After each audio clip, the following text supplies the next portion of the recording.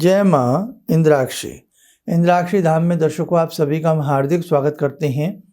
आज के दिन जिन जातकों का जन्म दिवस है, मैरिज एनिवर्सरी है, उन सभी को हमारी तरफ से बहुत बहुत शुभकामनाएं। गुप्त नवरात्र की माघ मास की अष्टमी और नवमी हम कैसे करें और कब करें? तो देखो, अष्टमी कल भी थी और आज भी अष्टमी सुबह के समय तक है। अभी सुबह के 7 बजे हैं। हो सकता है हमारे कार्यक्रम आप बाद में देखें, तो आपको यदि अष्टमी करनी है तो बहुत कम समय बचा है, 1-1.5 घंटे का। और यदि आप नवमी करते हैं तो नवमी में आज का भी आपको दिन मिलता है और कल भी आप भगवती के लिए नवमी में विशेष पूजा कर सकते हैं। पहले आज का पंचांग देखते हैं, फिर आगे की जिक्र करते हैं। 9 फरवरी सन 2022, दिन बुधवार, माघ मास, शुक्ल पक्ष, संवत 2078, तिथि अष्टमी, लेकिन अष्टमी है 8:32 तक सुबह में। ठीक है, तो जो अष्टमी करते हैं तो सुबह सुबह आपको करनी होगी, अभी कर लीजिए अपने हिसाब से। और यदि आप नवमी करते हैं तो नवमी में फिर आप आराम से कल तक भी कर सकते हैं। कल का समय भी 11 साढ़े 11 तक रहेगा, कोई चिंता वाली बात नहीं है। नक्षत्र कर्तिका, राहु काल 12 से 1:30, दिशा शुक्ल उत्तर पूर्व दिशा। अब देखिएगा, पहले तो मैं आपको अष्टमी नवमी वाली बात बता देता हूँ। ये गुप्त नवरात्र हैं। वर्ष में 2 गुप्त नवरात्र आते हैं और 2 मुख्य नवरात्र आते हैं। हम ज़्यादातर मुख्य नवरात्रि ही करते हैं। ठीक है भाई, अब चैत्र मास के हमारे नवरात्र आएंगे, आगे अशोज मास के, अश्वनी मास के नवरात्र आएंगे, वो हम करते हैं। 2 हमारे गुप्त नवरात्र हैं, जैसे कि एक अब हैं। गुप्त नवरात्र में जिन्होंने ये नवरात्र रखे हों, जिन्होंने व्रत रखे हों या गुप्त नवरात्र में कोई विशेष साधना की हो, तो वहाँ कन्या पूजन या यज्ञ अनिवार्य हो जाता है। यज्ञ नहीं कर पाते हैं किसी वजह से, तो कन्या पूजन तो सूक्ष्म करें या दीर्घ करें, लेकिन करिएगा ज़रूर, थोड़ा बहुत, है ना। और कन्या बिल्कुल ही नहीं मिलती हैं तो वहाँ फिर एक मजबूरी बन जाती है। अब कन्या पूजन में या तो अष्टमी में किया जाता है या नवमी में किया जाता है। तो अष्टमी कल दिन भर रही है। बहुत लोगों ने शायद कल ही अष्टमी की हो, जो माघ मास के ये नवरात्र रखते हैं, गुप्त नवरात्र। जिन्होंने ना की हो तो अष्टमी आज 8:32 तक अष्टमी है, आप कर सकते हैं। और यदि नवमी वाली बात आती है तो 8:32 के बाद नवमी प्रारंभ हो जाएगी और कल नवमी जो है 11:10 तक रहेगी। अब आपको मैं एक बात और बताऊं, मन में बिल्कुल भी ये मत लाना कि मैं तो अष्टमी करता था या करती थी और मेरा अष्टमी का समय निकल गया तो मैं अब क्या करूं। देखो, भगवती हर पल हैं, पल पल भगवती हमारे साथ हैं। चाहे आप अष्टमी में कन्या पूजन करें या नवमी में करें, कहीं भी किसी तरह की कोई दिक्कत नहीं होती है। अब कन्या पूजन में क्या होता है? 3 कन्याएं, 5 कन्याएं, 8 कन्याएं, 9 कन्याएं हम बुलाते हैं। छोटी कन्याएं होती हैं। और कन्या कौन सी ली जाती हैं वो मैंने आपको बता ही दिया था कि ऋतु धर्म प्रारंभ ना हो और उतनी एज की कन्या हो जो अपना कार्य करने में सक्षम हो। बहुत छोटी कन्या नहीं, कम से कम 3 वर्ष के बाद कन्या ली जाए, जो बच्चा आराम से कन्या के रूप में बैठ सके।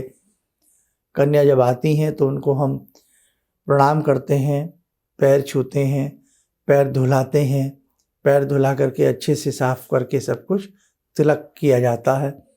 और भगवती का स्वरूप ही समझ करके जो मुख्य नवरात्र आते हैं उसमें हम प्रथम वर्ष की कन्या को क्या कहा जाता है, ऐसे सारी बातें हमने बता रखी हैं आप लोगों को।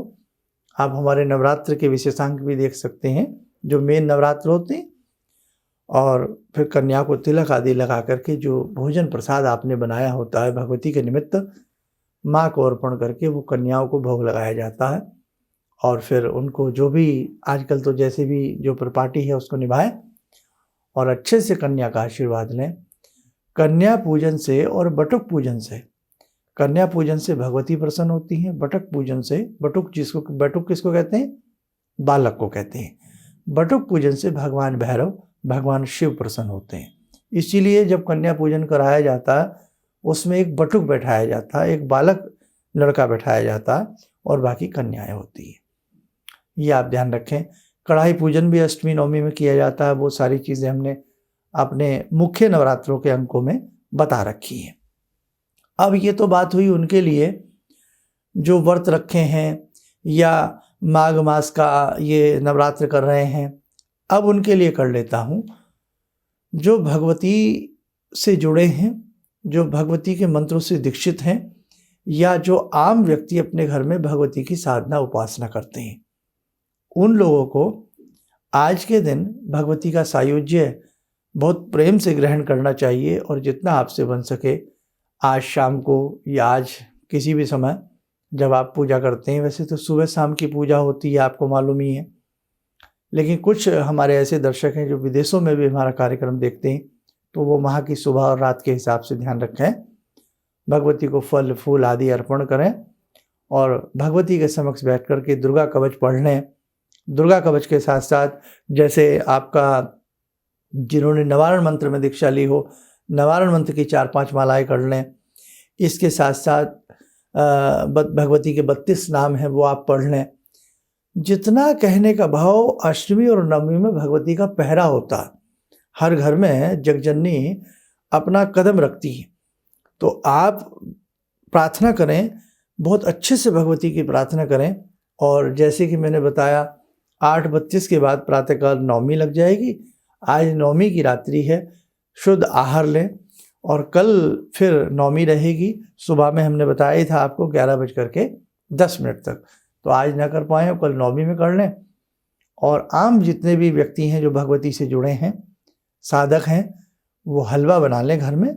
हलवा सूजी का बना सकते हैं, आटे का बना सकते हैं, आज शाम को या कल नवमी में सही, भले ही चाहे आपने व्रत नहीं रखा है, बहुत बड़ा पूजा नहीं किया है, लेकिन भगवती को हलवे का भोग लगाएं और हलवे का भोग लगा करके भगवती से प्रार्थना करें, हे जगजननी, आपकी कृपा सदा मेरे घर में बनी रहे, आपकी कृपा सदा मेरे बच्चों पर बनी रहे, पूरे विश्व का हे भगवती, हे जगजननी, आप कल्याण करें। अब पूरे विश्व में हम भी आ जाते हैं। सत्य सनातन धर्म में ही एक ऐसी प्रार्थना होती है जो शायद कहीं नहीं होती है। सर्वे भवन्तु सुखिनः, सर्वे सन्तु निरामया, सर्वे भद्राणि पश्यन्तु, है ना।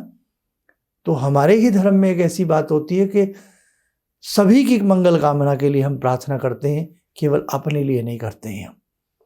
इसलिए भगवती से सभी के लिए मांगें। और किस प्रकार की कोरोना काल की स्थिति रही है, कितने लोग मृत्यु को प्राप्त हुए हैं, है ना। हर परिवार में से, कोई रिश्तेदारी में से, आस पड़ोस में से बहुत लोग बिछड़े हैं, है ना।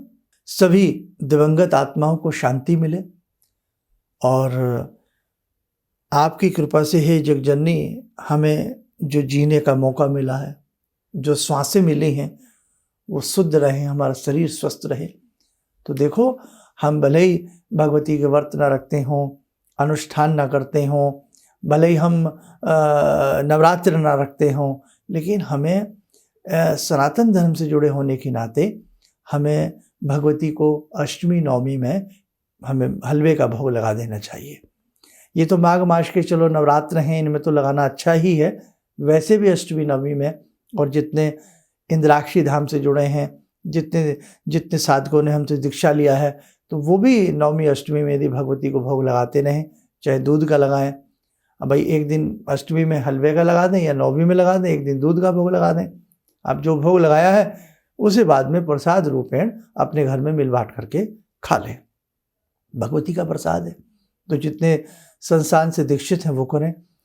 अब आप ये देखिए, ब्रह्मा, विष्णु, महेश भगवती की आराधना करते हैं। आप दुर्गा सप्तशती पढ़िए, आप दुर्गा सप्तशती को झुठला नहीं सकते ना। अब हो क्या गया है, यदि हम राम भक्त हैं तो हम सुनने को तैयार नहीं, हम कृष्ण भक्त हैं तो हम दूसरी बात सुनने को तैयार नहीं। एकता में अनेकता क्यों? इसलिए आप चाहे राम भक्त हैं, आप चाहे विष्णु भक्त हैं, आप चाहे गणेश भक्त हैं, आप कोई भी भक्त हैं, नर नारी का जोड़ा होता है, शिव शक्ति का संयोजन है। इसलिए जो भले ही किसी के भी भक्त हों, लेकिन उन्हें भगवती जगजननी की आराधना करते रहना चाहिए। आपने मूल मंत्र लिया, गुरु मंत्र भी पढ़िए और भगवती की आराधना करिए। और जो भगवती के अनन्य उपासक हैं, जो भगवती को बहुत मानते हैं, उन्हें भी भगवान श्री राम की प्रार्थना करनी चाहिए, उन्हें कृष्ण जी की भी उपासना करनी चाहिए। अब ये मत सोचिएगा कि भाई हम मन को भटका रहे हैं, नहीं साहब, मन नहीं भटका रहे हम। आज समय की ये डिमांड है। क्यों? अजीब सा माहौल हो गया है कि साहब हम तो बस राम भक्त हैं, हम तो दूसरी बात सुनेंगे ही नहीं। हम तो साहब कृष्ण भक्त हैं, हम तो दूसरी बात सुनेंगे नहीं। हम तो शिव को मानते हैं, हम तो दूसरी बात सुनेंगे नहीं। क्यों? हम सब एक हैं। सबका आदर करिए, सबका सम्मान करिए। मेरा भाव समझिए मैं कहना क्या चाहता हूं। तो इसलिए हम हिंदू धर्म में सांस ले रहे हैं, सनातन धर्म में हम सांस ले रहे हैं। हमें अपने सभी अवतारों का सम्मान करना है। और जहाँ तक शक्ति की बात आती है, भगवान श्री कृष्ण ने अश्वमेध किए हैं, शक्ति की उपासना भगवान श्री कृष्ण ने की है। स्वयं भगवान श्री कृष्ण ने सांदीपनी गुरु जी से गायत्री मंत्र की दीक्षा ली है। भगवान राम जी की हम बात करें, भगवान श्री राम ने खुद स्वयं शक्ति की उपासना की है, गायत्री मंत्र की दीक्षा ली है। तो मतलब जब हमारे भगवानों ने भगवती की उपासना की है, ब्रह्मा विष्णु महेश की बात करें, किस प्रकार से है। जब आपने देखा दुर्गा सप्तशती में महायुद्ध हुआ जब असुरों के साथ, तो भगवती ने भगवान शिव से कहा इनसे जाकर के ये कहिए तो वो शिव दूती कहलाए, है ना। तो कहने का भाव कि इसीलिए शक्ति की उपासना जो है वो आज के समय में परम आवश्यक है। शक्ति चाहिए, परम आवश्यकता है। और शक्ति भगवान, अब नारी की हम बात करें और भक्ति की हम बात करें, भक्ति में हम शक्ति की बात ना करें तो कैसे बात बनेगी। हमें बुद्धि चाहिए तो हमें सरस्वती की आराधना करनी पड़ती है। हमें लक्ष्मी चाहिए, धन चाहिए, वैभव चाहिए तो हमें लक्ष्मी की आराधना करनी पड़ती है। हमें हिम्मत हौसला चाहिए तो हमें भगवती काली की उपासना करनी पड़ती है ना। इसीलिए भगवती की उपासना आज से नहीं, बहुत लंबे समय से होती आई है। तो मेरे साधकों, मेरे दर्शकों, मेरी बात को किसी को भी अन्यथा ना लेना, मन में ना रखना, ना चुभाना मन में। बस मेरा भाव यही है कि हम जिनसे भी जुड़े रहिए बस। लेकिन अष्टमी नवमी में हमें भगवती के प्रति हमें जितना भी समय मिल सके हमें कुछ ना कुछ करना चाहिए। समय हो चला आज की ध्यान साधना का। आइए आज की ध्यान साधना में हम जुड़ते हैं माँ ब्रह्मा, माँ भगवती से। ॐ सिन्दूरारुणविग्रहां त्रिनयनां माणिक्यमूलस्फुरात् स्तारानायकशेखरं स्मितमुखी भापेन वक्षोरुवां पाणिभ्यामलपूर्णरत्नचषकां रत्नोत्परां बिभ्रति सौम्यां रत्नघटस्थरक्तचरणां ध्यायेत् पराम् अम्बिकां खड्गं चक्रगदेषु चापपरिगान् शूलम्बुशुण्डिं शिरा शङ्खं समदधतीं करे स्त्रीनयनां सर्वाङ्गभूषावृतां नीलासमद्युतिमास्य पाददशकां सेवे महाकालिकां यामास्तो स्वपितैहरो कमलजो हन्तुं मधुं कैटवं विद्युद्दामसमप्रभां मृगपते स्कन्दस्थितां भीषणां कन्या विहकरवालखेटविलसा धस्ताविरासेवितां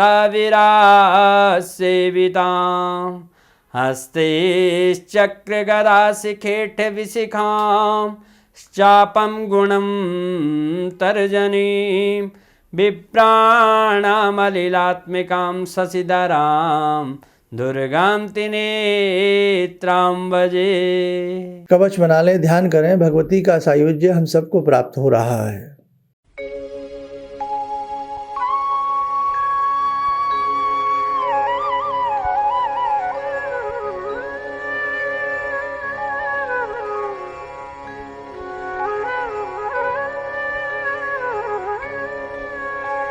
ओम बोलते हुए नेत्र खोलें, सामान्य हो जाएं। देखो साधकों, आप सबकी डिमांड आ रही है कि हम कुछ बड़े आयोजन करें, जैसे पहले किया करते थे। कई कई हजार आदमी आया करते थे, बड़े शिविर हुआ करते थे, बड़े सेमिनार हुआ करते थे, आनंद की प्राप्ति आती थी, है ना। और ये आप जानते ही हैं कि जब हमने जितने भी बड़े सेमिनार किए हैं वो सब भगवती की कृपा से हुए हैं, आप सबके सहयोग से हुए हैं। तो कोरोना काल में थोड़ा सा क्राउड का वो रहा है, बंधन रहा है कि बहुत ज़्यादा क्राउड हम नहीं कर सकते। तो बाकी हम सोच रहे हैं कि छोटे छोटे से टुकड़ों में, जैसे 100 आदमियों की टुकड़ी में, 200 आदमियों की टुकड़ी में, अब कुछ ऐसे विशेष आयोजन देश में किए जाएं जिसमें आप सबको लाभ मिले और अपने अपने हिसाब से हम सब जुड़ते चले जाएं, कष्टों का निवारण हो, वैभव जगे, रिद्धि सिद्धि की प्राप्ति हो। तो ऐसा हम कुछ मंतव्य अपना बना रहे हैं। बाकी हमें लगता है कि आपका सहयोग हमें भरपूर मिलेगा, और आपका सहयोग और प्रेम, भाई आप बढ़ चढ़ करके इस प्रकार के आयोजन में भाग लेना, ताकि अच्छा रहे, सभी को अच्छे सुख की और वैभव की प्राप्ति हो सके। और जब भगवान की उपासना अच्छे मन से की जाती है तो ऐसी बात नहीं है, ईश्वर का आशीर्वाद अवश्य प्राप्त होता है। आप स्वस्थ रहें, सुखी रहें। इन्हीं शुभकामनाओं के साथ हम अपनी वाणी को विराम देते हैं। जय मां इंद्राक्षी। जी, मेरा नाम रवि कुमार सिंह है। मैं छत्तीसगढ़ रायपुर से हूँ। मैं गुरु दीक्षा भी लिया हूँ। इनके बताए मार्ग पर चलने की प्रयास तो पहले से भी कर रहा हूँ और आगे भी करता रहूँगा। और मेरा लोगों से यही कहना है कि इनके बताए मार्ग पर चलें। ऐसा इसलिए कि सच के मार्ग पर चलने वाले बहुत कम लोग मिलते हैं। ये सिर्फ कहते हैं भगवान से जुड़ो और साधना करो, और भगवान से बड़ी शक्ति तो कोई नहीं है। गुरु के बाद भगवान, गुरु, माता पिता और भगवान, ये 3 चीज़ को अगर हम लोग अपना लें अपने जीवन में तो फिर नहीं लगता है कि हमें किसी की ज़रूरत पड़े। हमारे लिए तो बस अब जो भी हैं सो गुरु जी ही हैं। किसी भी समस्या के समाधान के लिए मिले प्रसिद्ध हस्तरेखा एवं वास्तु विशेषज्ञ प्रोफेसर धर्मेंद्र शर्मा जी से। नोट: शिविर में भाग लेने हेतु एवं व्यक्तिगत रूप से मिलने के लिए कॉल करने का समय सुबह 10 बजे से शाम 6 बजे तक। हमारे विभिन्न ज्ञानवर्धक कार्यक्रम देखने के लिए आप हमें अभी सब्सक्राइब करें, बेल आइकन को प्रेस करें ताकि आप देख सकें हमारा कार्यक्रम सबसे पहले। और अधिक जानकारी के लिए फेसबुक पेज को लाइक करना न भूलें।